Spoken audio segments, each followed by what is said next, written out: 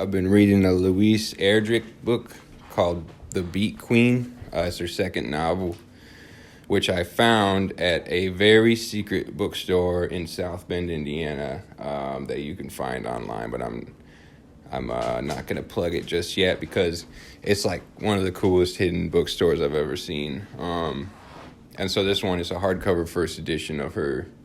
Louise Erdrich is a Pulitzer Prize winning novelist who's been working for forever and super talented, super acclaimed novelist and short story writer and whatnot. And this is her second book from 1986, and it's a hardcover first edition. It's like beautiful.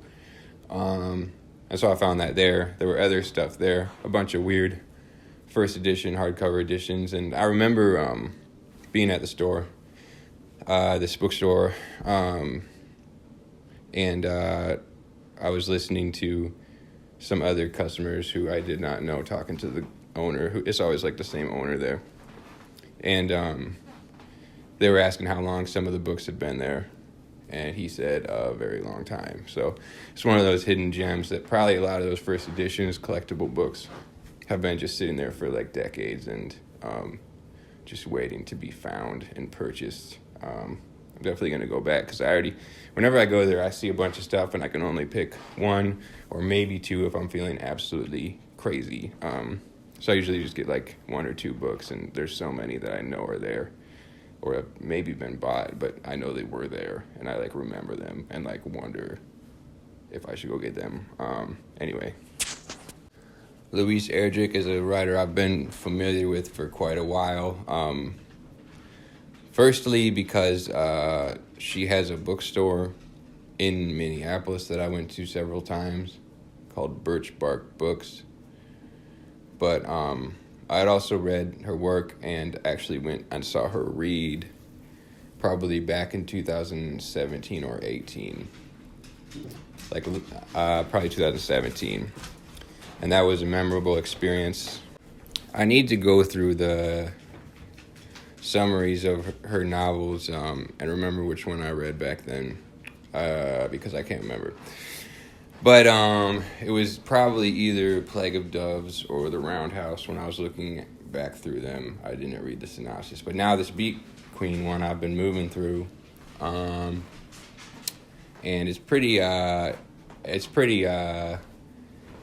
inspiring just in my own writing. It's interesting. It's it has short chapters or parts of chapters, sort of in a similar way of what I see a lot of kind of romance novels where they have the name of the character who's the first person POV at the top of the section or the chapter or whatever. But the cool thing about this book is that the chapters and sections of chapters are not always first person. Like they're first person a lot of times, probably the majority of time from what I've read of like the first third of the book I've read. But sometimes it's also third person. And the characters involved, it kind of centers around one family, or like maybe 8 characters total. And so the central family that starts off, it's a brother and sister and then a baby and then the mom. But in one of the earliest scenes of the book, the mother, literally while they're at some like fair or something, there's this famous pilot there and she just gets into the plane with him. She volunteers to get in the plane and then she just like flies off with him and the kids don't see her again or they haven't seen her yet. It's very odd and it's very like, I think I was talking about this. It reminded me of what I was saying about one of the Larry McMurtry books, where it's kind of it's an odd thing about fiction because when you're a writer, you want to include everything that's like memorable or everything that's kind of like beyond normal. But then when your book starts to collect all these things that are unordinary, then like how much is it actually recreating reality or the average day or the average experience in life? And obviously a book has the ability to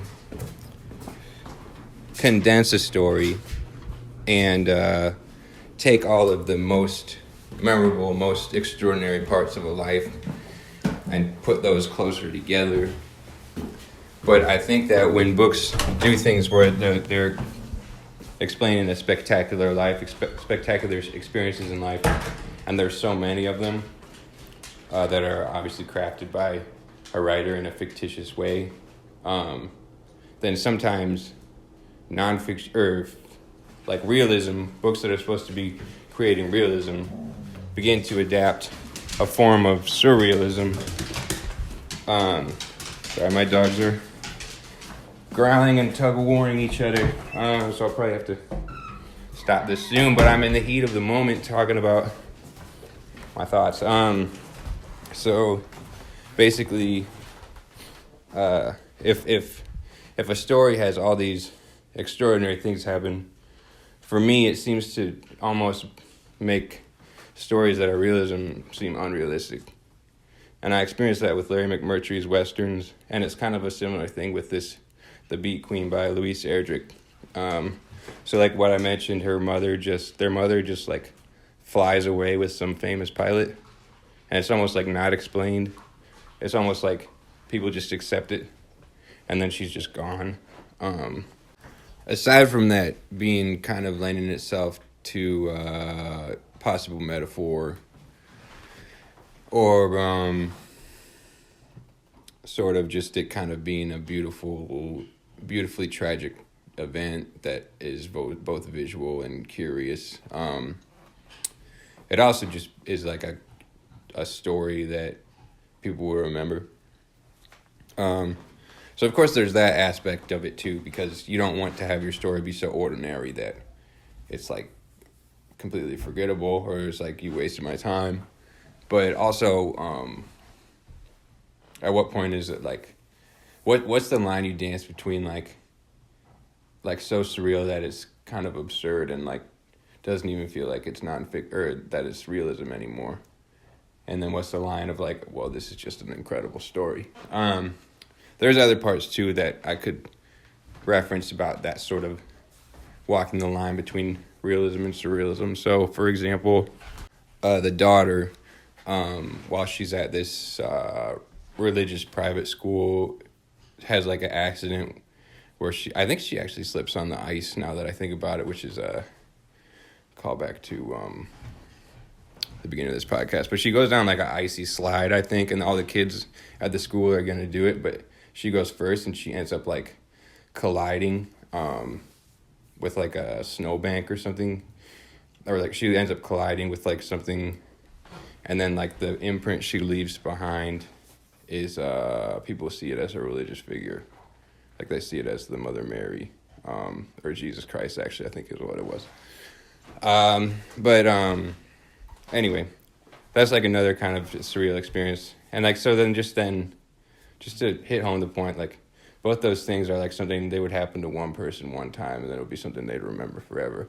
But now within like the first 30 pages of this book, this Mary character who is the daughter has already experienced two things that are like so incredibly unexpected in life.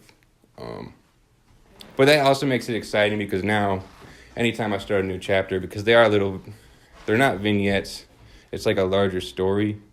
But like every chapter, I'm almost anticipating something kind of beautifully tragic or beautifully unexpected to take place. And so that's kind of one of the pros of writing this way.